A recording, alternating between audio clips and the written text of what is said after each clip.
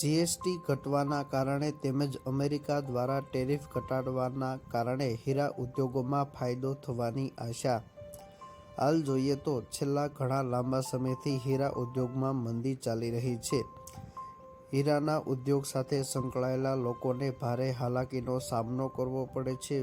વૈશ્વિક અનિશ્ચિતતા અને યુદ્ધના વાતાવરણના કારણે અનેક દેશોમાં હીરાની નિકાસ અને વેચાણ પર અસર પડી છે। બીજી તરફ ભારતના ડાયમંડની સૌથી વધારે ખરીદી કરતો દેશ અમેરિકા પણ નિકાસ પર ટેરિફ લાગી દેવામાં આવ્યો હતો, જેના કારણે હીરા ઉદ્યોગને પડતા પર પાટું જેવી પરિસ્થિતિ સર્જાઈ હતી અને છેલ્લા ઘણા લાંબા સમયથી હીરા ઉદ્યોગમાં મંદીનો માહોલ જોવા મળી રહ્યો છે।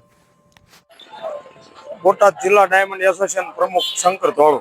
શંકરભાઈ, આખરીને સરકાર દ્વારા એક નિર્ણય લેવાયો હતો જે જીએસટીના સ્લોપ જેમાં ઘટાડો કર્યો, વેપાર પર કેવી અસર?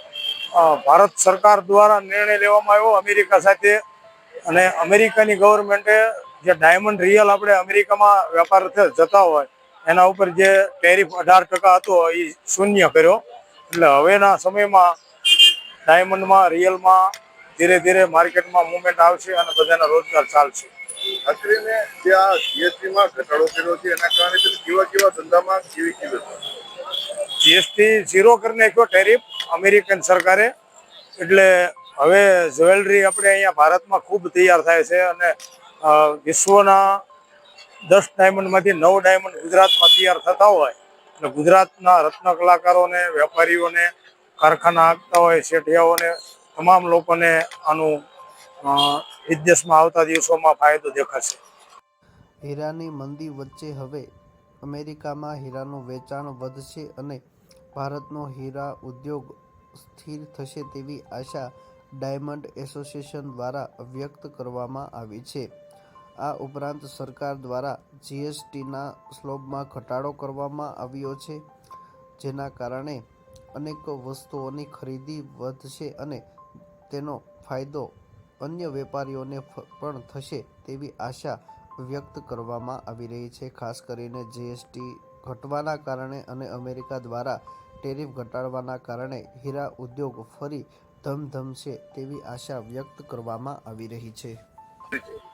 સાવલિયા ચંદ્રકાંત હિંમતભાઈ, કે જીએસટીમાં જે ઘટાડો કરવામાં આવ્યો છે એ જીવન જરૂરિયાત જે વસ્તુઓ છે એના ઉપર કોઈમાં 10%, 5% એવો ઘટાડો કરવામાં આવ્યો છે।